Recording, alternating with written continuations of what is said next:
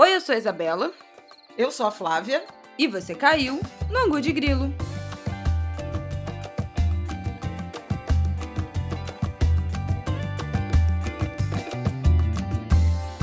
Oi, gente! Boa terça, quase quarta, talvez quarta. Eu já nem sei exatamente quando é que esse episódio vai ao ar. Ai, dias conturbados com criança doente, trabalho, enfim, a gente conseguiu finalmente sentar para gravar esse episódio na terça-feira. No momento são 6h30 da tarde. Eu ainda vou editar esse podcast, talvez ele saia ainda na terça, talvez já quarta-feira. Mas chegamos, né, Flaviol? Nossa, aos trancos e barrancos. Desde sexta-feira, desde quinta, na verdade, porque eu tô num viradão. Fui fazer Central em Brasília, 2 dias de Bienal, sábado e domingo, que aliás tá incrível a Bienal. Vale super a pena, a gente tá entrando na reta final aí, vai até domingo. Tá lindo, tá muito bonita a Bienal, tá com um astral muito bom, tem muita gente, acho que todo mundo muito animado de se encontrar. Estou falando da Bienal do Livro do Rio, porque também essa semana estreia a Bienal de Arte de São Paulo, que também vai ser incrível, com muito protagonismo negro. Depois a gente fala mais disso. 6 de setembro a 10 de dezembro de 2023. Bom, gente, esse episódio vai ser mais curto, porque, enfim, né, a gente tá gravando numa brechinha aqui nessa loucura que foram esses últimos dias. E eu que vou editar, então tem que ser curto mesmo para dar tempo de sair antes desse feriado. A gente vai começar relembrando aí a votação do marco temporal, né? O Zanin votou contra o marco temporal, André Mendonça votou a favor, Barroso também votou contra. Vamos dar uma parcial aí dessa votação que vai ser retomada lá para o final, mais do meio para o final de setembro. Vamos falar sobre as expectativas para esse 7 de setembro, né? O primeiro depois desses anos de governo Bolsonaro tão militarizado, o que vai ser desse dia 7. E aí vamos fazer um blocão falando, a gente não queria deixar passar o debate sobre transplantes, né? Que veio à tona a partir da cirurgia do Faustão, o transplante de coração do Faustão, que a princípio foi muito bem sucedido. E também foi um assunto que revirou a história da morte muito precoce do MC Marcinho. Eu quero falar da morte dele, sobre desse destino de morte precoce de grandes ícones do funk, como foi com o Catra, como foi com o Sapão, agora também o Marcinho. Quero falar disso. E ele chegou a entrar na fila de transplante, saiu da fila, e esse assunto voltou aí também com o transplante do Faustão. Então vamos fazer um blocão falando disso, vão ser 2 blocos para a gente entregar esse episódio sem mais nenhum atraso antes desse feriadão. E vamos que vamos.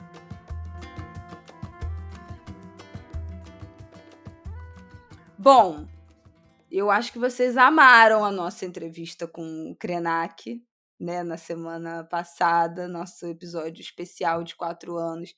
Muitas marcações, muitos comentários, ficamos muito felizes, a gente amou, acho que deu para perceber, né, no episódio quanto a gente amou esse papo. A gente fala muito dele aqui, né, acho que todo mundo que acompanha o Angu de Grilo já viu a gente falando, já ouviu a gente falando da história, das referências, dos livros do Krenak em algum momento.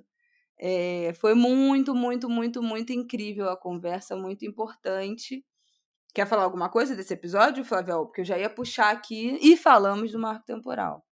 Não, foi um episódio muito, muito amoroso e acho que tem muita gente feliz com ele. Hoje o Paulo Betti me mandou uma mensagem dizendo que circulou no grupo da novela lá da TV. Gente, que E tudo! eu achei assim muito bacana. Ele, inclusive, o Paulo Betti, vou deixar um beijo aqui, que ele é um anguler assim, assíduo. Ele sempre É comenta e verdade, posta ele nos sempre grupos que a gente comenta. participa. Ele é o maior querido do mundo e gostou em particular dessa entrevista com o Krenak. Acho que a gente trouxe muita atualidade, afora o afeto, afora o pensamento já filosófico, né, conhecido, Mas a gente atualizou, trazendo reflexão sobre o assassinato de Mãe Bernadette e de defensores de direitos humanos, também indígenas, sobre o marco temporal, Uhum. o nascimento dessa tese, né? Eu acho que deu bem a noção da profundidade, né? Do conhecimento de causa. O Krenak está na estrada há muitos e muitos anos e acho que serviu para muita gente entender, né, esse papel e esse ativismo dele. Uhum. Foi lindo e muito amoroso também. Né? Eu, inclusive, fiz uma mesa na Bienal, acho que foi a primeira mesa que eu faço na Bienal sem ser como mediadora, com o Chico Felice, com o Tiago Rogero, com a Lola Ferreira, queridos, a convite da Stephanie Borges, essa poeta e tradutora maravilhosa. E eu estava até achando meio esquisita a mesa, mas foi muito bacana sobre esse jornalismo. Eu não sei por que ela cismou com isso, porque a mesa era uma mesa sobre podcast. Então, mas num evento de cara Bienal do esquisito livro. E aí, Meu Deus, mas podcast foi sobre tem tudo. oralidade, oralitura, jornalismo, né? Oral, podcast. E foi o auditório, o Café Literário, estava lotado. Foi uma conversa muito legal sobre a relação com a profissão, sobre nossas contribuições, sobre ativismo. E eu contei do Krenak, acabei chorando na Bienal contando. Eu vi. A parte que não foi gravada, que foi o que a gente cantou. Quer dizer, ele começou a cantar e eu complementei o hino à bandeira. E que no fim da entrevista, quem ouviu, o rumo da prosa já tinha mudado de tal forma que ele falou, não estou mais no clima de cantar isso de novo, não. Mas o hino à bandeira, e daí a gente ia falar de independência, então, de repente até poderia começar o bloco logo com isso, mas ele cantava, que a gente estava falando do aniversário, de ancestralidade, de afeto, e aí o Krenak começou a cantar, recebe o afeto que se encerra em nosso peito juvenil, e eu acompanhei. Querido símbolo da terra, da amada terra do Brasil. Era de um tempo, gente, eu fui criada na ditadura, né? Então a gente aprendia os hinos, né? Eu não sei se a Isabela sabe todos os hinos, da independência, não. da bandeira. Eu só não, sei né? O hino o hino nacional. Não, hino nacional. Não, tem aquele outro hino. Qual é aquele outro? Que não é tirando o nacional. Já podeis da pátria, filho. Esse é de quê? Ver contente a mãe gentil. Já raiou a liberdade no horizonte do Brasil, da independência. Pronto, é isso que eu sei. Brava gente. Quer dizer, que eu não sei, né? Claramente que eu não sei, mas que eu aprendi em algum momento. Temor serviu. Ou ficar a pátria livre, ou morrer pelo Brasil. Ou ficar a pátria livre, ou morrer pelo Brasil. Aí o corte é a Flávia Oliveira cantando o hino da independência, gente. Não, quem fizer esse corte e espalhar vai ser processado. Eu sei. Hino à bandeira, hino da independência. Ela sabe todas as orações, credo, rezas, né? Pai Nosso, Ave Maria, credo, que eu não sei bem. Eu fui muito católica. Eu sou. Tradição, família. Tradição, família e propriedade do passado. Que é isso? Se tu tivesse escorregado, tu tava lá no 8 de janeiro. Faltou isso aqui, ó. Pelo amor de Deus. Tá, mas olha que só. Mentira. Então vamos, já que a gente já cantamos o hino da independência, teve isso tudo, vamos falar desse 7 de setembro. Qual é a expectativa desse 7 de setembro? Os bolsonaristas estão promovendo um grande boicote, né, à programação oficial do 7 de setembro. Mas vai ter uma programação soa como ótima ideia, né? Dos bolsonaristas? Né? A princípio mas não, a menos que eles vão usar essa data para se mobilizar de outra forma. Não, em princípio, a intenção é de um boicote. Efetivamente, de não participar das comemorações cívico-militares, que são mais militares mesmo, né? Vamos ser franco aqui. Né? Mas Pois é. a questão é que essa data nacional, é a primeira, né, depois de Bolsonaro, e de 2 edições traumáticas do 7 de setembro, porque, veja, 2021 foi aquele 7 de setembro em que Bolsonaro, na Avenida Paulista, fez aquele discurso: não vou obedecer ao Alexandre de Moraes, xingou Alexandre de Moraes de canalha, um evento fortemente golpista. E no ano passado, 2022, já em plena campanha eleitoral, ele em campanha pela reeleição, um ato em Brasília e outro no Rio de Janeiro, inclusive com a transferência dos festejos para Copacabana, não teve a tradicional parada militar, que sempre foi ali na Presidente Vargas, né? Onde era o Ministério do Exército, na altura ali da Praça da República, da Central do Brasil, numa espécie de sequestro pelo bolsonarismo da data nacional. Né? Eles se apropriaram ao longo dos anos e no movimento político extremista das cores, né? Das cores da bandeira, do verde e amarelo, da camisa da seleção brasileira, tudo isso a gente sabe e falou. Então, a tentativa tem duplo viés, né, a celebração do 7 de setembro desse ano. O primeiro é desbolsonarizar a festa. Então, o slogan é democracia, soberania e união. Eu acho que nessa ordem. Com verde, Isso. amarelo e Isso, tudo democracia, mais. soberania e união. Então, reapropriar, né, retomar para os brasileiros a sua data mais importante, a data cívica mais importante, o 7 de setembro, o Dia da Independência.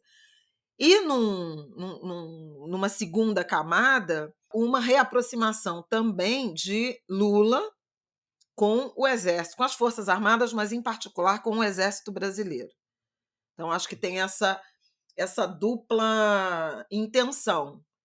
Então, vai ter cerimônia em Brasília, o presidente vai fazer pronunciamento em rede de cadeia nacional, na direção de um aceno ao diálogo, se firmar como presidente de todos os brasileiros. Eu acho que esse é um ponto importante na intenção do Lula. E ele, eu acho que pretende também surfar uma onda de popularidade, que no último angu antes do Krenak a gente falava, né, do aumento de popularidade do Lula. Uhum. E desde então a gente ainda teve o resultado do PIB do segundo trimestre, que veio muito acima do esperado. Né? Havia gente trabalhando com PIB negativo e o PIB no segundo trimestre cresceu 0,9%, as projeções mais otimistas eram de crescimento de 0,3%, então foi o triplo, com consumo das famílias, indústria e serviços puxando a economia.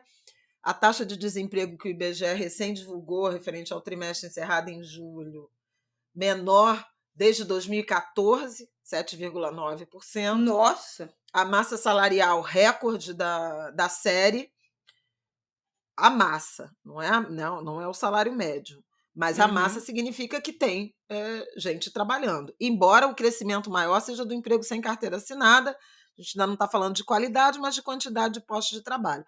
Isso tudo alimenta a popularidade do presidente e do governo. Então, esse é um momento. Agora, eu entrei numa vibe de pesquisar um pouco, né, sobre 7 de setembro. Primeiro procurei o professor Carlos Fico sobre as intenções, historiador, né, muito especializado na ditadura militar, né, naquele Brasil, daquele momento da história tenebroso. E ele dizia que viu muita semelhança nesse ambiente que Lula quer trazer para o 7 de setembro de 2023 com o 7 de setembro de 1985, que foi o primeiro após o fim da ditadura. Né? E aí ele falou, não, porque aquele 7 de setembro Foi tipo uma festa cívica que teve personagens do Sítio do Pica-Pau Amarelo participando das festividades, da parada militar e tudo mais. Então, é um pouco a intenção de, com o sentido bem literal mesmo, civilizar a festa, a data nacional. Civilizar no sentido de tornar civil e desmilitarizar.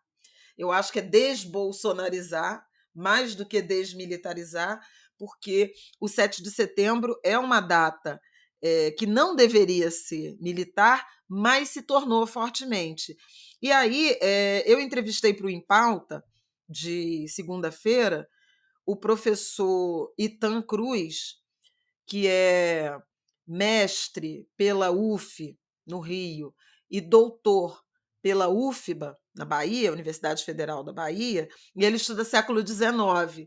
Então, ele falava dessa disputa permanente entre os segmentos da sociedade pela data nacional. Então, quando a gente tem a Declaração de Independência, com todas as. Quem quiser ouvir mais sobre isso, vale a pena. O Projeto Quirino, né, que tratou fortemente disso, do protagonismo negro e popular da independência no ano passado. E tem um podcast também, Projeto Quirino Podcast, do querido Tiago Rogero, e tem um podcast também chamado Mulheres na Independência, da Heloísa Starling e da Antônia Peregrino, que era exclusivo Globoplay, eu não sei se ainda é, mas vale super a pena, porque fala do papel das mulheres. E, inclusive, que a imperatriz Leopoldina é que assinou a independência no 5 de setembro. Né? Tem todo um mito construído do Dom Pedro I, no cavalo branco, aquele quadro, né? Que é muito uma construção para um pouco sedimentar a ideia de nação, de brasileirice ou de brasilidade, porque brasilidade tem ganhado uma conotação tão mais democrática e progressista, mas é esse sentido da união dos brasileiros. O próprio Demétrio Magnoli, no Em Pauta, diz o seguinte, que as pessoas se diziam portugueses da Bahia, portugueses de São Paulo, portugueses do Rio de Janeiro. Então, esse sentimento de ser brasileiro é uma coisa que foi artificialmente produzida. Inclusive, o professor Itan fala disso, do Instituto Geográfico Brasileiro, que ficava no Rio de Janeiro. Bom, há, então, essa disputa e a celebração da independência a partir do Império, da monarquia, e quando chega a República, os militares, né, começam a se apropriar da data. E ele escreveu um livro chamado... Eu achei essa história tão fascinante, gente, por isso que eu estou dividindo com vocês. Ele escreveu um livro chamado Amanda Paranaguá, Jogo de Damas, Memória, Baianismo e Poder na Corte do Brasil e Além, 1849 a 1931. Esse livro foi publicado em 2022 pela editora UFBA. Olha a carta, porque até a dissertação de mestrado dele foi a biografia dessa Amanda Paraguaçu, Maria Amanda Paraguaçu, que vinha a ser uma dama de companhia da princesa Isabel, mulher negra, vejam vocês, e que continuou se correspondendo com a princesa depois que a família real, imperial, né, foi exilada a partir da proclamação da República, que foi golpe, né? Todo mundo sabe disso, né? Que foi um golpe militar também. Bom, olha o texto, vou ler os 2 primeiros parágrafos, porque é muito sensacional. Minha queridíssima princesa, Rio, 7 de setembro de 1903. Portanto, a República é de 84 anos depois, né, da proclamação da República. 4 anos incompletos. Os festejos do 7 de setembro são muito diferentes dos do tempo da monarquia. Apenas alguns militares e poucas pessoas mais vão ao Palácio do Catete saudar quem nada tem com essa nossa, bem nossa, data histórica. Se não fosse a chegada de Santos Dumont, passaria despercebido esse dia. Com efeito, o Artantique entra cedo em nossa formosa Bahia e houve uma verdadeira apoteose ao destemido aeronauta brasileiro que parecia bastante fatigado quando passou no seu carro enfeitado, cumprimentando as pessoas que das janelas do Cais da Glória agitavam lenços dando vivas. Muitos carros formavam o grande préstito, muito semelhante ao do Carnaval, com estandartes, grinaldas, ramos, figuras alegóricas, cavaleiros, música e não mais que. Nem a chuva arrefeceu o entusiasmo do povo para com o distinto patrício. Bom, 1903, e a independência está em disputa entre a República Até e a hoje. monarquia. Quando a Amanda diz para a princesa Isabel, eles nada têm dessa data nossa, bem nossa, ela está reivindicando a independência como um legado, uma propriedade, um pertencimento da monarquia, da família imperial e dos monarquistas. E a República traz Santos Dumont, o ilustríssimo brasileiro, para participar do desfile que mais se assemelhava a um carnaval. Eu achei interessante ela falar desse se assemelhava a um carnaval, porque, veja, ela diz uns poucos militares vão ao Palácio do Catete, então já tem digamos assim, uma curva na direção da militarização, mas a festa ainda é muito civil, com os carros alegóricos, com o carnaval, com a animação, com Totalmente. Santos Dá a Dumont. entender que é totalmente civil, que essa meia dúzia de militares não faz nem parte desse grande... Exatamente. É claro que é o filtro de dessa alguém grande que é fã da reunião de monarquia, né? pessoas. Minha queridíssima princesa. Sim, Agora, eu claro. achei muito interessante porque, ao longo da história, essa data ela circula entre grupos e, obviamente, grupos privilegiados. Veja que a independência não parece, né, ser uma festa cívica de todos os brasileiros, até pelo tamanho das exclusões, né? Indígenas, negros, mulheres, né? É tudo muito fora. E é muito impressionante como a República, e em particular a ditadura, militarizaram a independência, né? E o Bolsonaro, mais do que militarizou, ele golpeou, né? Uhum. Sequestrou a independência para a A última foi extrema-direita aquela dele. que foi... Eu lembro de desfilar no 7 de setembro em Irajá. Que foi isso aqui, para ela não tava lá. Eu já fui no pelotão da bandeira, segurava assim a bandeira. Gente do céu, por pouco não era uma patriota, viu? Por pouco a gente tem órgão de grito.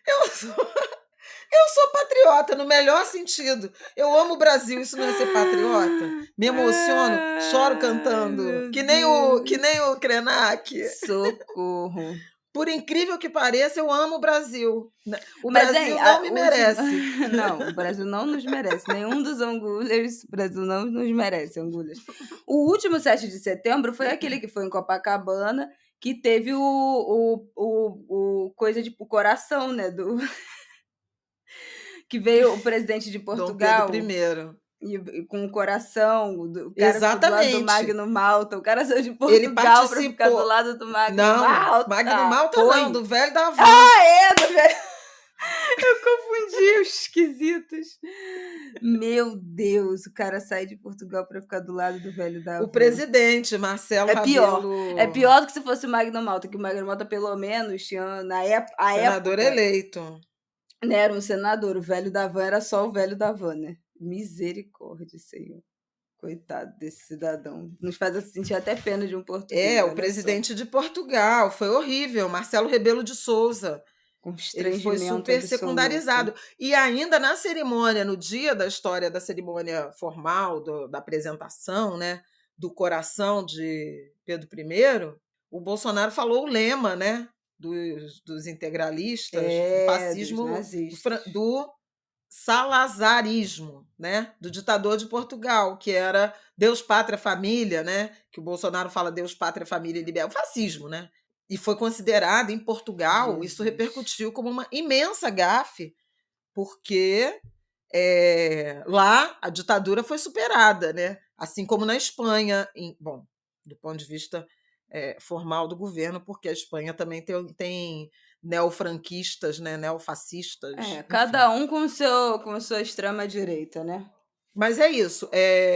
Mas, Depois do 7 enfim, de setembro, do centenário da independência, do bicentenário da independência no ano passado, sequestrado, surrupiado pelo bolsonarismo, a intenção é fazer desse 7 de setembro uma festa verdadeiramente nacional. E foi interessante porque era isso que eu estava falando antes de a gente ter o problema técnico. O Lula participou do 2 de julho, na Bahia, né, que é a independência do Brasil na Bahia, ou independência da Bahia, como se chama, que é o marco de realmente retirada das tropas portuguesas, né, da Bahia. E ele lá no 2 de julho, que é a festa dos caboclos, dos pretos, né, que efetivamente o povo morreu e sangrou pela independência, ele disse que a verdadeira independência do Brasil foi ali que os brasileiros morreram, e foram muitas. O Projeto Quirino tem isso muito, muito nítido, né? O samba o enredo da Beija-Flor de 2023 foi um pouco, ou deveria ter sido, né, inteiramente o 2 de julho, ele se desvirtuou um pouco, mas tratava disso, né? Do 2 de julho. A Unidos da Tijuca também faz referência a isso. Nesse eterno 2 de julho, sou caboclo coroado. o samba da O samba da Beija-Flor é Marielle, naquele 2 de né, julho, fala sol do triunfo. O disso. samba é bem. A revolução começa agora, Os onde o filhos povo desse fez chão a história. A história guerrear. não contou. Ai, que samba bom. Saudades do carnaval. Aliás. E no desse samba da Mangueira, eu tava cantando aqui, né? O Salve os Da Marielle Caboclos de também faz Julho. referência a isso. Salve os caboclos de julho. Então, minha gente, o 7 de Ou seja, uma setembro. edição super patriótica do Falei Angu por de Grilo, você. Angu de Grilo verde e amarelo. E você tá de amarelo e eu estou de azul, hein?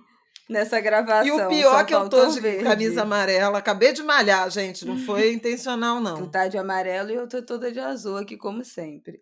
Bom, então esse Pois é. 7 de setembro, é isso que a gente espera. Tem mais uma coisa pra gente fechar sobre o 7 de setembro que eu queria falar, que você falou, né, da programação, do slogan. E tem 4 eixos temáticos nesse 4 de setembro: paz e soberania, ciência e tecnologia, saúde e vacinação e defesa da Amazônia. Só esse ciência, saúde, vacinação e defesa de Amazônia já é completamente diferente de tudo que a gente viveu nos últimos tempos, né? Então também são Total. quatro eixos que falam bastante desse outro momento de Brasil que a gente está vivendo nesse momento. Mas enfim, é isso. Essas são as expectativas para o 7 de setembro. Qualquer reviravolta, semana que vem a gente está aqui para falar disso. E eu só queria passar rapidamente sobre a história do marco temporal para a gente atualizar como é que está essa votação, porque a gente falou disso, né? No episódio da semana passada, na entrevista do Krenak. E nós tivemos, na semana passada também, o voto do André Mendonça, que foi um vexame, né? Ele votou, claro, a favor do marco temporal e fez uma fala que foi repercutiu super mal, que as terras brasileiras foram passadas dos povos originários à coroa portuguesa pelo direito de conquista. Coisa inacreditável uma pessoa falar Foi uma horrível coisa isso. dessa em 2023. Ainda usou Darcy Ribeiro. Olha, É gente, muito foi de tão quinta, é equivocado. muito de quinta, é tudo de quinta. Então, passar rapidamente, eu acho que todo mundo já, né, debateu isso. O voto do Zanin, que era aquela grande expectativa, depois de um voto desastroso na história da descriminalização do porte de drogas, né, que a gente já tratou aqui no Angu mais de uma vez. Mas depois desse voto desastroso, que inclusive virou um constrangimento ali no próprio, na própria turma do STF, né, teve aquele diálogo do tipo assim, inclusive o Alexandre de Moraes, numa do tipo, tu tem certeza do que tu tá falando? Ficou quase uma conversa do tipo, não, mas Não é possível, né, que você esteja votando desse jeito. Mas foi um voto que foi super criticado, inclusive obviamente, né, pela esquerda, pela ala da esquerda, que também criticou a indicação do Zanin, como nós aqui questionamos muito no Ângulo de Grilo. Quem é Anguler sabe que a gente já tinha falado aqui, Flávia Ol já tinha falado aqui, já tinha falado na Globo News que não tinha nenhum indício de que seria um ministro progressista. Então, o voto dele sobre o marco temporal, especialmente depois dessa votação das drogas, ficou uma tensão absoluta que realmente era só o que faltava, mas ele acabou votando contra o marco temporal e, inclusive, fez uma fala final que eu quero sublinhar.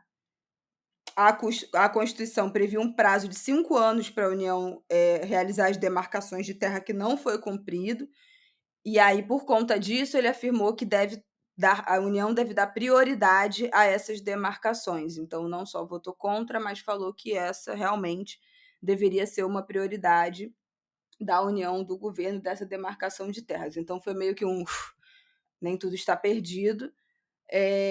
E depois, logo em seguida, o Barroso também votou contra o marco temporal e a votação volta lá para o dia 20, né, de setembro. 20 ou 25 de setembro, não me lembro exatamente quando é que isso vai ser retomado, peraí. Dia 20. E ainda falta... Volta dia 20, ainda Quantas faltam pessoas 5 votarem? ministros. 6 votaram, a votação está 4-2. 4 contra o marco temporal, 2 a favor, que são objetivamente André Mendonça e Nunes Marques. E já temos previsão... Temos, mas assim... Temos previsão do voto desses... É difícil, porque só faltam 5? 2 votos para firmar a maioria. E é difícil que entre os que faltam, Rosa Weber, Carmen Lúcia, Gilmar Mendes, Toffoli e Luiz Fux. Desses 5, 2, pelo menos 2, imaginar que pelo menos 2 desses 5 não votarão contra o marco temporal. Então, a expectativa é assim, que a tese do marco temporal ela seja efetivamente sepultada. Uhum. Porém, há uma preocupação adicional surgida a partir do voto do ministro Alexandre de Moraes, que foi, de certa forma, também acompanhado pelo Cristiano Zanin. Tá? A gente já falou sobre isso. Sim. O voto do ministro Alexandre, que não aceita, né, não reconhece o marco temporal, mas ele propõe uma modulação que pode, na prática, significar a inviabilidade da demarcação. Por quê? Porque ele considera que há que se indenizar os proprietários de terra, né, os invasores, digamos assim, não só pelas benfeitorias, mas pela terra nua, ou seja, pelo tamanho da propriedade, aos que compraram, adquiriram de boa fé do poder público, no limite, inclusive a oferta para os indígenas de outro território que a gente, inclusive, já comentou aqui de forma que das coisas bastante... mais bizonhas. Pois é, bastante recorrente dizer, que a relação é com o território, não é uma propriedade, né? É mais fácil fazer isso com outro. Não é tipo assim, aí, deram o lance do aluguel na sua frente daquele apartamento e tu vai e arruma outro lugar igual numa rua do lado. Não é isso, né? Inclusive, Ailton Krenak falou brilhantemente aqui na semana passada sobre essa profunda relação familiar, espiritual com o território. De e a gente já falou isso, né, aqui várias vezes. Com a natureza. Pois é. Então, esse é um ponto. E o voto do Alexandre de Moraes dá essa brecha. A AGU, a Advocacia Geral da União, mandou para os ministros todos um parecer falando da preocupação com esse entendimento do ministro Alexandre, porque essa modulação adiciona um elemento a mais que pode retardar demarcações, porque vai ter que ter avaliação, bababá, bababá, bababá, e chamando atenção para o fato de que não necessariamente essa responsabilidade é da União, porque estados e municípios também podem ter vendido terras originalmente indígenas para proprietários rurais. Então, seria uma responsabilidade não única da União, mas compartilhada, o que geraria mais problemas, além do custo, né? Como desenrolar esse novelo. E o Sim, Zanin, uma quando burocracia. vota, ele trata disso. Ele vota contra o marco temporal, mas ele sinaliza com a necessidade de indenização, não só pelas benfeitorias, que é o que o Fachin, relator, sugeriu, propôs no voto dele, mas também indenização por terra Não sei nua, que benfeitorias são essas. com análise caso a caso e responsabilização da União, dos estados ou dos municípios. Então, na prática, também não é exatamente um voto que favorece, que atende aos interesses indígenas. Então, essa é a preocupação, quer dizer, fazer pelo menos 6 votos contra o marco temporal, aparentemente está dado. A tese vai ser derrotada. Agora, a forma como o Supremo está tentando se apresentar a modulação para solucionar os conflitos, ela preocupa o movimento indígena, o movimento de defensores de direitos humanos. E, em paralelo a isso, tem o projeto de lei de emenda constitucional tramitando, né, na Câmara, já passou pela Câmara, está no Senado. O Rodrigo Pacheco disse que não apressaria, mas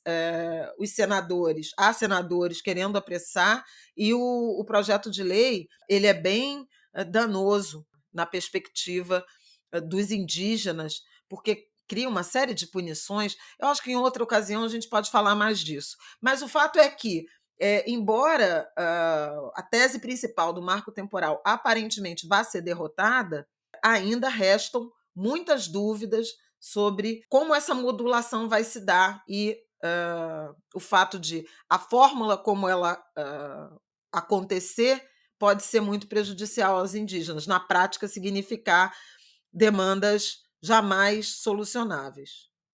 Bom, é isso, né? Acho que falamos. Vamos para o nosso próximo bloco para falar de MC Marcinho e essa grande teia que virou esse assunto também dos transplantes. Vamos lá.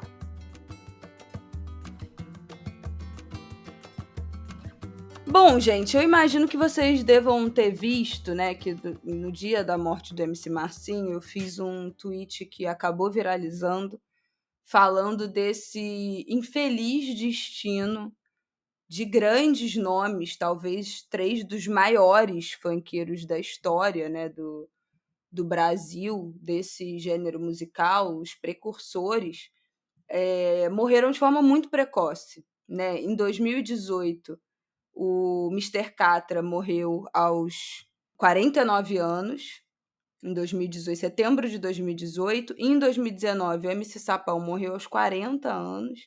E agora, recentemente, aos 45 anos, foi o MC Marcinho. Todos morreram por complicações, né, de saúde. O Catra teve um câncer no estômago, o MC Sapão teve uma pneumonia, chegou a ficar internado, mas morreu vítima de pneumonia. E o MC Marcinho, uma insuficiência cardíaca grave, ficou em coma, operou, voltou para casa, teve tinha um marca-passo, teve uma questão de ajuste do marca-passo, estava precisando ajustar o marca-passo, tinha até feito um vídeo, né, alguns meses atrás, porque o plano de saúde da época dele não estava liberando a cirurgia, e ele já estava com uma insuficiência cardíaca grave, conseguiu a cirurgia, mas aí teve complicações, teve toda, enfim, nesse momento, né, teve desse momento de vida, nesse recorte de vida aí, com esses últimos meses de vida, teve todas as assistência possível, né, ele ficou no CTI, ele fez uso de ECMO em hospital particular. ECMO é aquele pulmão artificial que ficou muito, a gente aprendeu muito sobre isso a partir da internação do Paulo Gustavo, né, que o Paulo Gustavo ficou com suporte de ECMO, um aparelho caríssimo, um tratamento impagável, assim, por vias particulares. O MC Marcinho teve acesso a esse tratamento, ficou com o coração artificial, chegou a entrar na fila do transplante em algum momento e depois acabou tendo que sair porque ele, enfim, entrou com outras questões de comorbidade de insuficiência renal, né? Já estava muito debilitado. E é mais um homem preto, retinto, do funk, que sobrevive a uma vida. Eu não vou nem dizer que no caso dos três, né, uma vida de miséria, de dificuldade, porque o Catra teve uma vida um pouco diferente, né, do Marcinho e do Sapão. Mas quando a gente pensa na grande fotografia do que é o genocídio negro, que a gente tanto fala aqui, né, dos jovens negros, e a gente pensa nesses homens que foram jovens, que tiveram essa idade muito crucial para essa sobrevivência, né, dos 15 aos 29 anos, essa faixa etária muito brutal para a juventude negra lá nos anos 90, e sobreviveram a isso, conseguiram numa época que não tinha as facilidades que a gente tem hoje de rede social, né? De você viralizar uma música, de você viralizar um vídeo, das pessoas ouvirem a sua música num toque de celular. Imagina, eles são famosos, né? Eram grandes nomes do funk no início dos anos 2000, né? Da época do DJ Malboro também. Isso tem, sei lá, daqui a pouco tem 30 anos. Eu lembro aquele meu primeiro CDzinho, que era o Funk Brasil, eu acho que 2004, meu primeiro CD de funk que eu tive, eu não tinha nem 10 anos, que tinham essas músicas. Tinha Diretoria, que era do MC Sapão, eu acho que tinha Glamurosa nessa época, que era do Marcinho. Assim, ele tinha outras trocentas músicas que eram um sucesso absoluto. E todos tiveram o mesmo destino de uma morte muito precoce. O MC Sapão, na época que ele morreu, eu lembro de ter feito uma thread grande no Twitter falando dessa morte. Um homem morreu com 40 anos de pneumonia. Óbvio, gente, que fatalidades acontecem, né? Mas no caso do MC Sapão, ele não tinha plano de saúde, ele ficou batendo de hospital em hospital aqui no Rio de Janeiro, procurando um atendimento. Ele foi para o hospital, teve alta, voltou, foi transferido. Ele tinha ficado primeiro acho que no Rocha Faria, depois foi para o Hospital do Servidor. Teve uma dificuldade dele ter acesso, de fato, a uma assistência de saúde. Já tinha tido problemas pulmonares antes e não conseguia parar essa rotina e essa vida de show para cuidar da própria saúde. E na época eu lembro que eu fiz essa thread falando que esse também era um braço do genocídio negro, e essa thread saiu da minha bolha, eu fui super atacada. Eu acho que foi uma das últimas coisas que eu postei, assim, de reflexão mesmo no Twitter, porque dali em diante, né, de 2019 em diante, aquilo ali virou um território intragável. Foi uma das últimas contribuições que eu dei a qualquer debate no Twitter, eu acho que foi isso. 4 anos depois é mais ou menos a mesma história, né, com um funkeiro igualmente, acho que até mais famoso do que o MC Sapão, mais conhecido, que teve, que bom, né, acesso a que pôde pagar um plano de saúde, que teve essa possibilidade, que teve essa organização, que teve essa prioridade, que teve acesso a todos os últimos equipamentos e tratamentos de última geração possível e ainda assim não sobreviveu. E aí não tem como a gente, quando eu falei disso no Twitter, uma pessoa falou assim: "Ah, é uma rotina de show muito puxada, são muitos anos trabalhando na madrugada, na noite". Claro, é verdade, né? Quando a gente está falando desses funkeiros, em geral, os caras fazem 2 a 3 shows por noite, em momentos de pico, né, de carreira. Porque são shows que têm uma duração curta, vai ele, um produtor, uma galera numa van e vai passando de lugar para lugar, de evento por evento. Os caras começam 11 horas da noite e vão até 8 horas da manhã fazendo show. É uma vida muito sobrecarregada de trabalho. Mas eu não acho que e é esse o meu ponto que eu queria tratar aqui no ângulo de grilo, que eu já tratei em outros momentos, na verdade, é para voltar nesse assunto, que essa rotina de trabalho não é suficiente para explicar. Porque a gente estava falando aqui outro dia, e agora de novo, Gilberto Gil, no auge dos seus 81 anos, está embarcando, eu acho que em outubro, para mais uma turnê de 40 dias na Europa. A terceira no último ano. 40 dias. Eu vi a próxima agenda de show, eu falei, não é possível. Ele vai fazer show a cada 2 dias, em países diferentes, em cidades diferentes. E aí, por que o Gilberto Gil chega aos 81 anos e o Mr. Catra, o MC Sapão e o MC Marcinho não? Né? O que faz? O que a gente tem que olhar para a vida desses caras, para além da carga de trabalho, para além do excesso de trabalho, que essas duas pontas, né? Por que o Caetano também, com 80 anos, fazendo show, tá agora na Espanha, recebendo o título de doutor honoris causa da Universidade de Salamanca. Salamanca, não é? Então, o Gil, por exemplo, é um dos pioneiros, um dos maiores disseminadores, um dos grandes ícones que nós conhecemos da dieta macrobiótica. É uma pessoa extremamente preocupada, centrada na alimentação, despontar, assim, né, o quanto o Gil disseminou essa dieta. Até hoje, né, ele é questionado, até hoje a Bela Gil fala sobre isso, de cresceu com esse pai macrobiótico que dava muita importância para a alimentação, uma alimentação muito natural, muito restrita. E uma das coisas que a gente já falou aqui várias vezes no Ângulo de Grilo, outro dia a gente estava falando da taxação dos ultraprocessados, quando a gente estava tendo aquela discussão sobre a cesta básica, né? O que deveria estar dentro da história da cesta básica. Qual é o acesso à alimentação de qualidade que esses homens negros, que foram jovens negros há 30 anos atrás, que foram crianças negras há 40 anos atrás, puderam ter? Porque tudo bem, a alimentação era melhor, era com menos ultraprocessados há 50 anos atrás, há 60 anos atrás, essa indústria evoluiu muito para piorar a nossa alimentação nos últimos anos, com certeza. Mas qual era também o acesso à saúde? Se a gente até hoje senta aqui, pelo menos uma vez a cada 3 meses, a gente senta aqui e fala: o acesso à saúde é dificultado.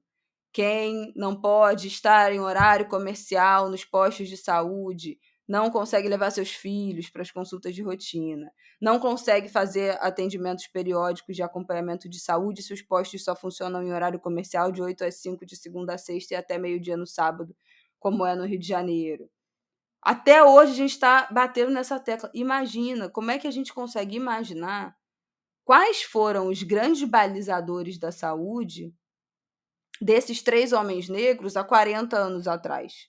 Se a gente entende que a infância e a juventude são os pilares dessa construção, dessa alimentação, desse cuidado em saúde, é o momento em que tudo ali que não vai se definir, se escrever em pedra, né? Obviamente, você pode melhorar a sua saúde, a sua alimentação a qualquer momento da sua vida, nunca é tarde.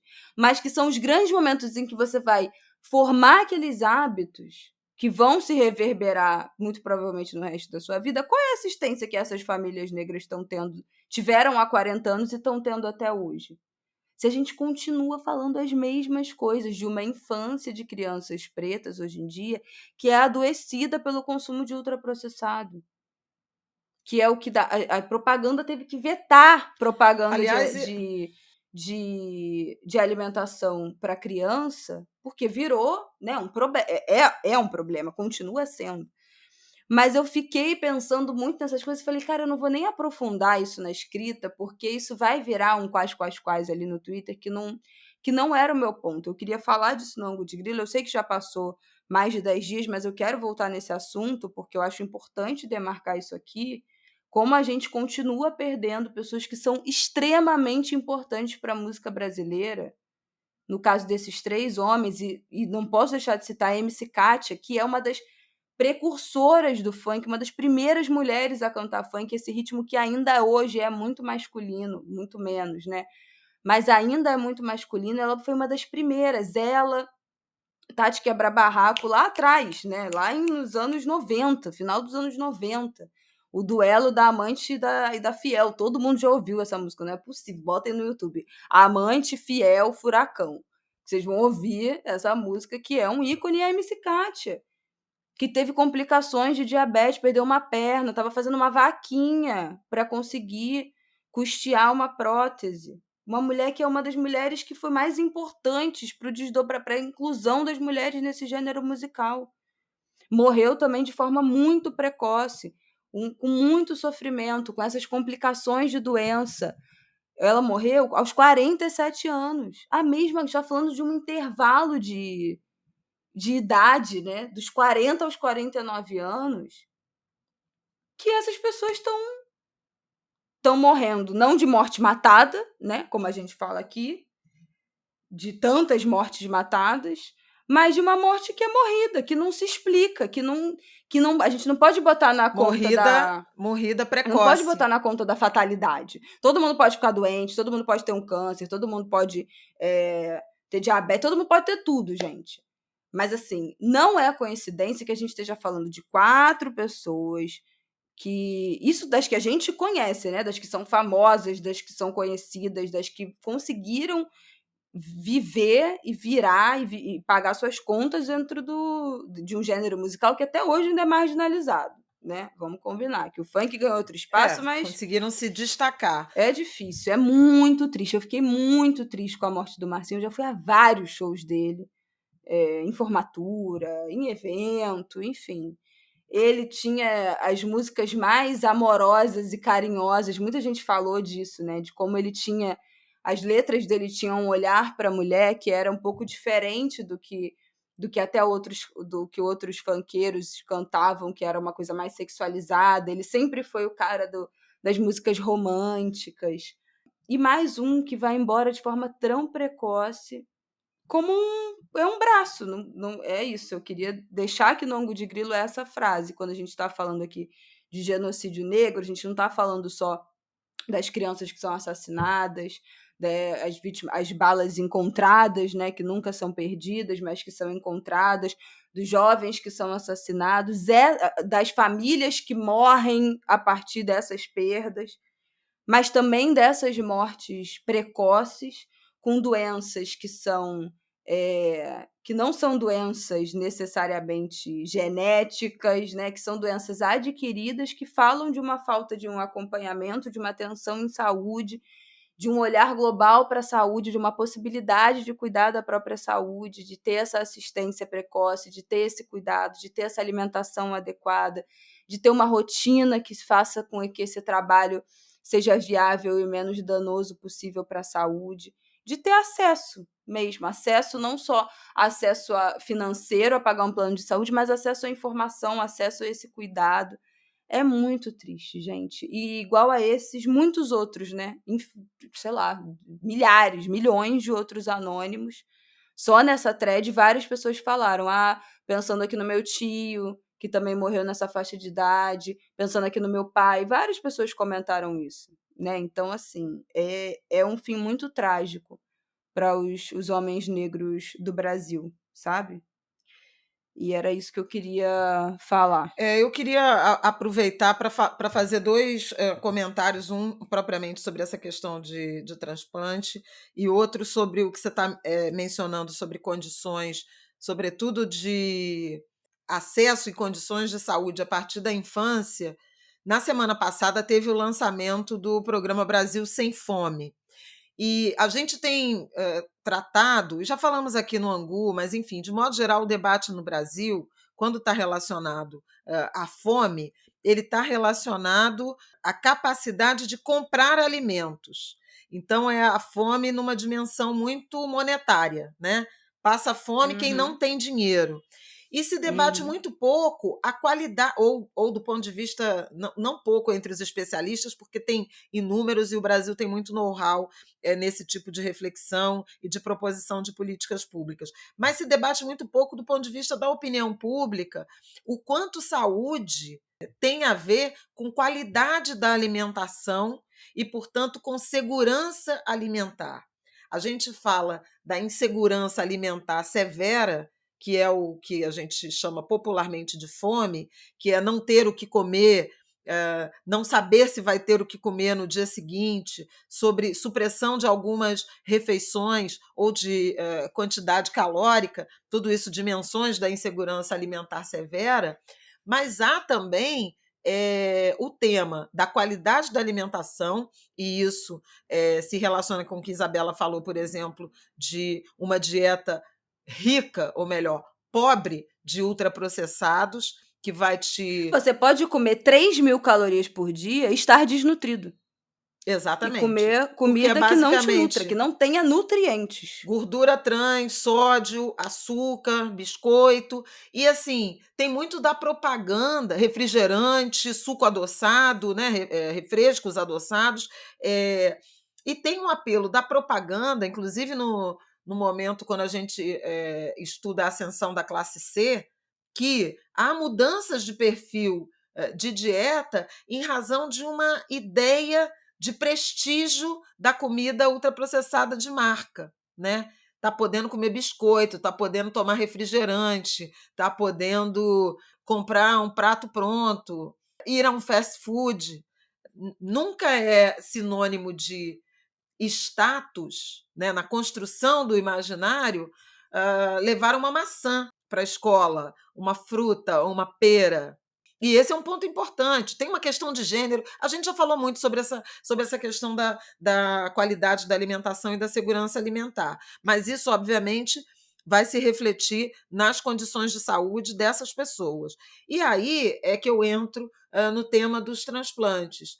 Não é o sistema de transplante, é a profunda desigualdade, o fosso de desigualdade de classe e de raça que no Brasil produzem essa percepção de que há um desequilíbrio, uma assimetria em favor dos brancos ricos no sistema de transplante de órgãos. E isso, estatisticamente, estou aqui olhando para um estudo do IPEA, que não é novo, é um estudo de 2011, então, portanto, estamos falando aí de 12 anos, né? Que é Desigualdade de transplantes de órgãos no Brasil, análise do perfil dos receptores por sexo, raça ou cor, assinados pelos pesquisadores Alexandre Marinho, Simone de Souza Cardoso, Vivian Vicente de Almeida. E eles, já naquela época, identificavam que os principais, que a predominância de receptores de órgãos transplantados são os homens brancos.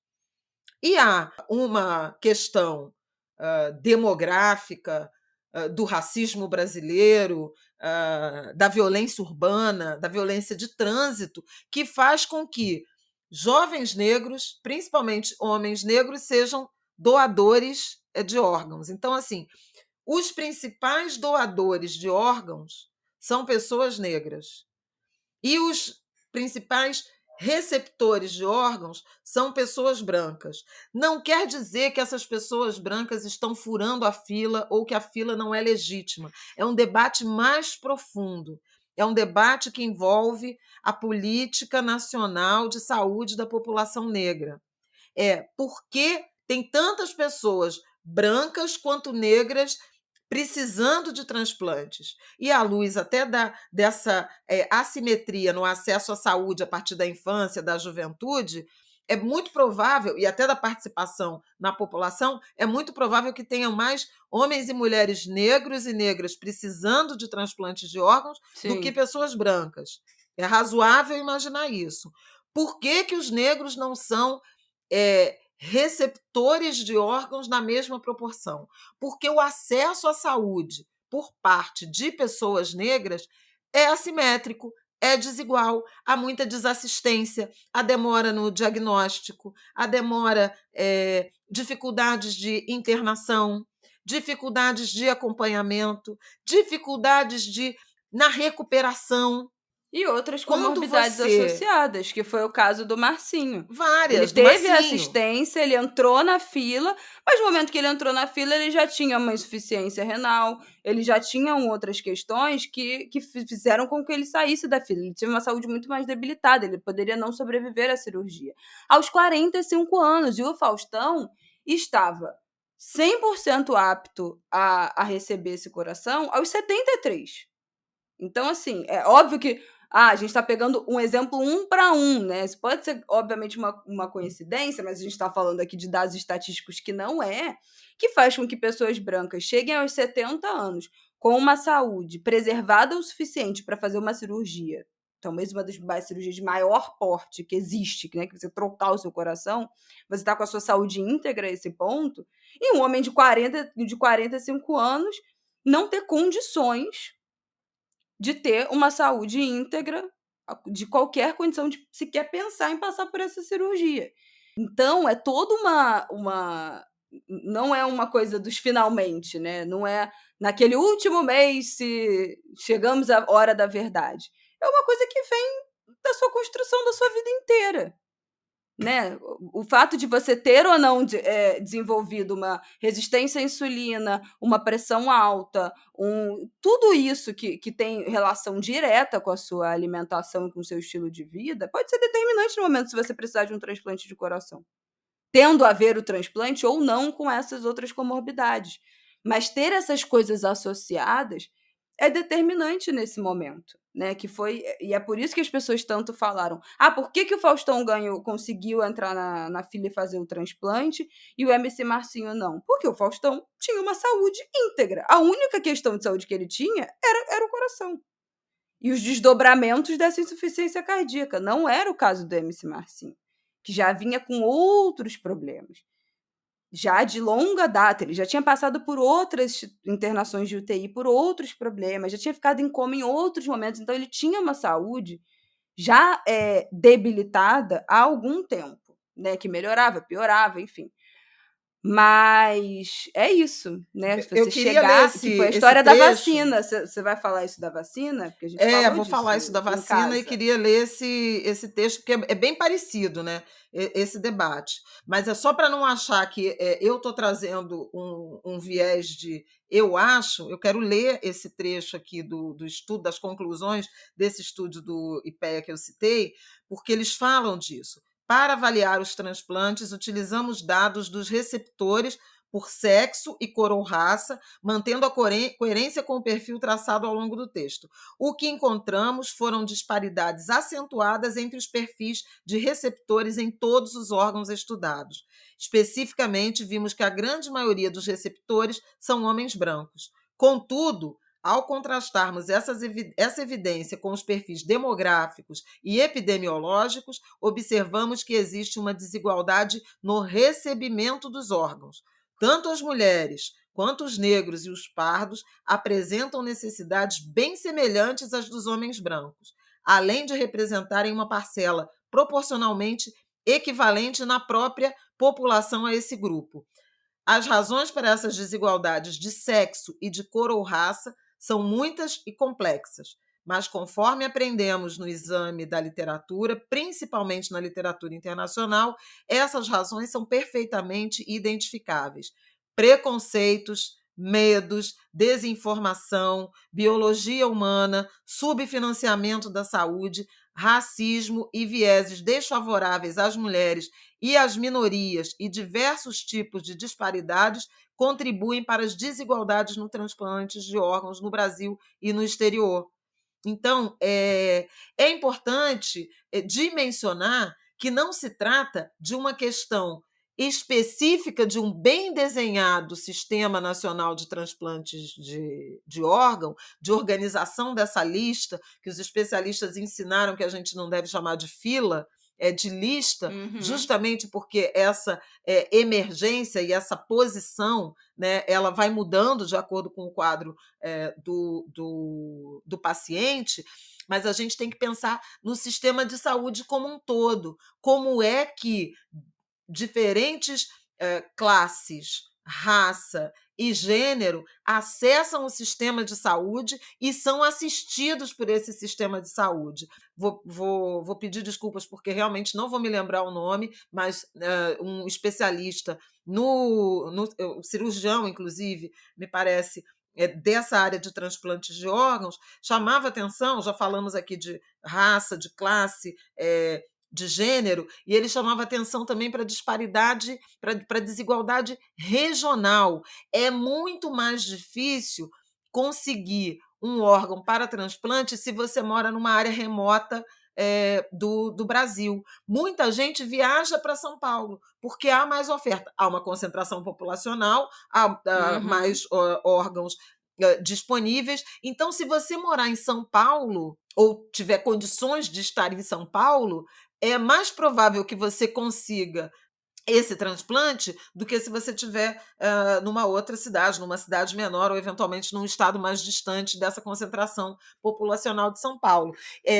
Eu lembro de um amigo do Adeno da área de saúde que dizia o seguinte: o que é determinante para a saúde no Brasil é o CEP. Dependendo de onde você mora, e claro que onde você mora sugere nível de renda, condições habitacionais, né? Te dá muito do padrão socioeconômico, você tem maior ou menor acesso à saúde. Então, é uma desigualdade que ela acaba visível na ponta final, que é do transporte, do transplante de órgãos, mas ela está inserida nessa história da desigualdade brasileira, como atestaram aqui os pesquisadores.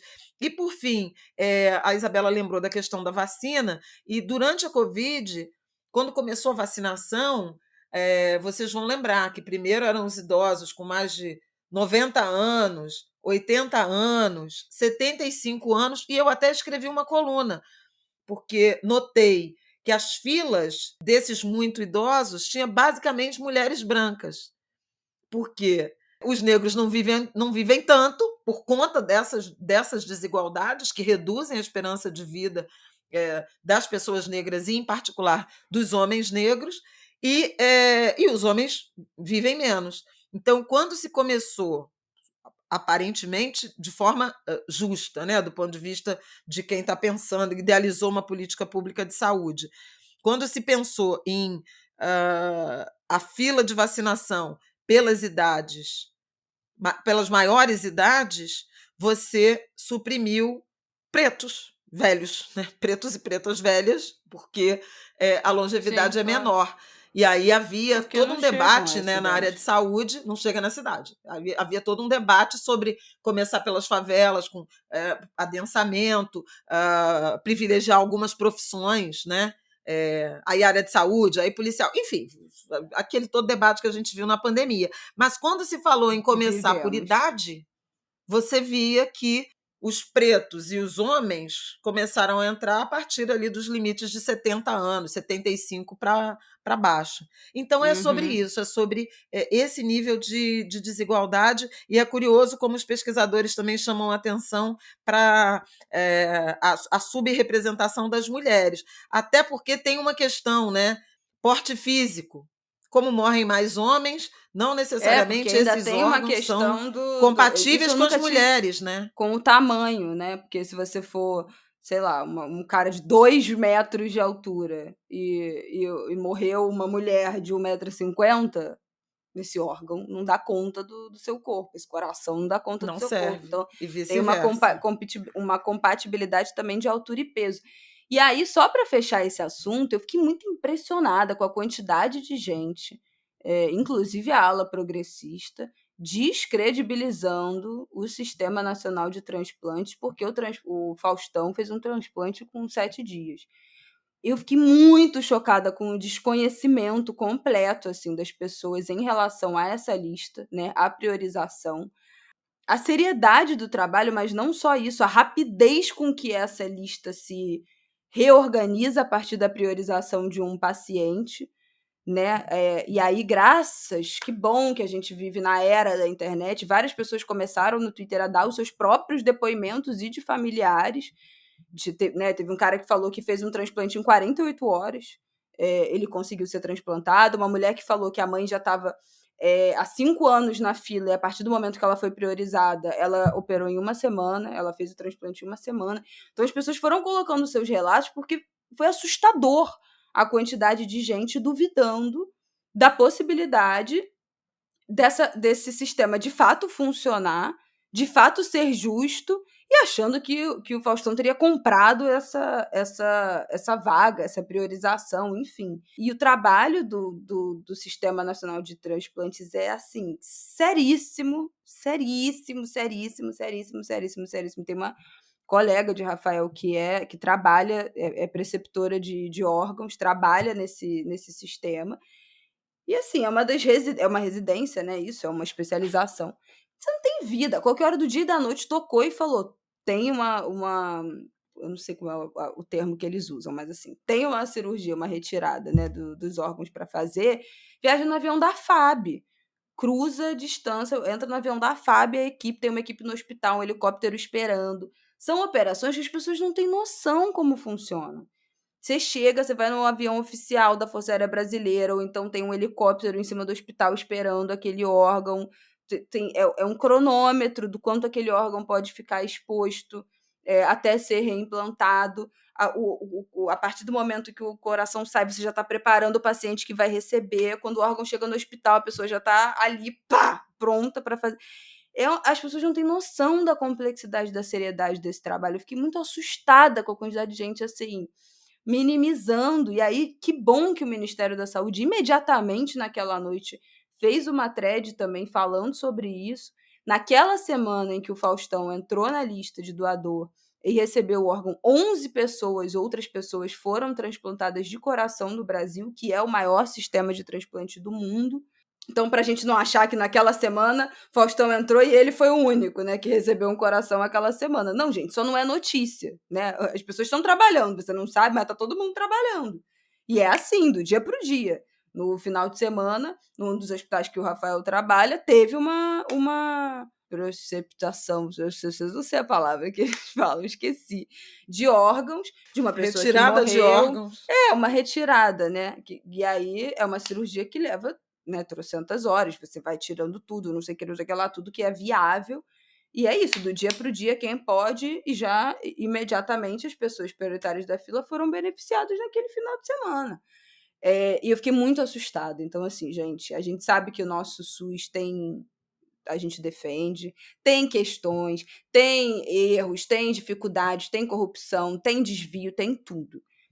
Inegável. Mas, assim, a gente entrar nessa teoria conspiracional com um sistema de transplantes é uma insanidade. Então, assim, esse discurso não vai se criar nesse podcast.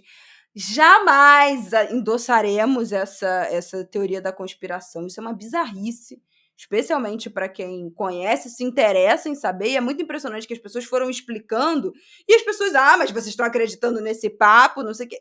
Assim, não adianta, né? Não adiantou para muita gente explicar como é que funciona, porque as pessoas ficaram fincadas nessa teoria da conspiração. Eu saí retuitando um monte de depoimento de gente que fez transplante e falando sobre essa fila e falando sobre essa priorização, porque eu fiquei muito assustada mesmo. Mas, assim, mais um momento que a gente teve a oportunidade de entender como é que funciona um pouco mais o nosso sistema único de saúde, a complexidade desse trabalho, a seriedade desse trabalho. Só no primeiro semestre desse ano, né, se eu não me engano, ou até agosto, mais de 200 corações foram transplantados no Brasil. Primeiro semestre, 206 transplantes no primeiro semestre. Naquela semana de 19 a 26 de agosto, 13 transplantes de coração, 7 em São Paulo, aquilo que eu falei sobre a questão da geografia, e a espera, em 27% dos casos, foi de até 30 dias, e em 29 de 30 a 90 dias. Então, a gente está falando de mais de 50%, de quase 60% das pessoas atendidas num prazo de até 90 dias. A fila de espera por órgãos, a lista, né, são de 65 mil pessoas no Brasil, e de coração de 2 a 18 meses, costuma ser o prazo, e os critérios para definir o receptor, né, além da urgência, da gravidade, tipo sanguíneo, gravidade, peso e altura e a localização. Inclusive, tinha uma peculiaridade no caso do Faustão, que ele era sangue tipo B, que é raríssimo. Né? E aí também o tipo sanguíneo tem a ver, obviamente, com rejeição. Era isso. Mas a gente precisa entender a desigualdade na saúde, no acesso à saúde, com todas as suas nuances e características de um Brasil continental, profundamente desigual, profundamente também racista, portanto, né, nas condições de vida que implicam, que afetam condições de vida, de saúde, de alimentação, de acesso à saúde e de, obviamente, possibilidade de cura. Eu acho importante a gente falar isso. Não é o Sistema Nacional de Transplante, é o Brasil, né? É o Brasil e essas nossas tragédias recorrentes, cotidianas, de acesso muito desigual aos serviços, aos direitos, de acesso muito desigual aos direitos fundamentais, porque saúde é direito constitucional. É isso, minha gente. Acho que encerramos esse episódio. Mais um Ângulo de Grilo no ar entregue. Boa semana para vocês, bom feriadão, vão à Bienal, aproveitem a Bienal de Arte de São Paulo. E semana que vem a gente tá de volta, não é isso, Flávia Ol? É isso. Bom feriado. Bom dia da independência. Pelo amor de Deus, cantem um hino aí da independência. Mas olha só, os Estados Unidos não festejam o 4 de julho, a França o 14 de julho, a tomada da Bastilha. A gente tem o 7 de setembro. Vamos encerrar esse assunto aqui, pelo amor de Deus. O que você tá falando? Gente, ela tá fragmentada, é outra personalidade dela, eu não me responsabilizo. Tchau! Um beijo, Angulas, obrigada, é isso. Ai, beijo, Angulas, vocês me entendem, vocês entendem o meu afeto que se encerra. Eu vou interditar ela, Brasil. Um beijo, gente. Até terça que vem, bom final de semana pra vocês. Mua!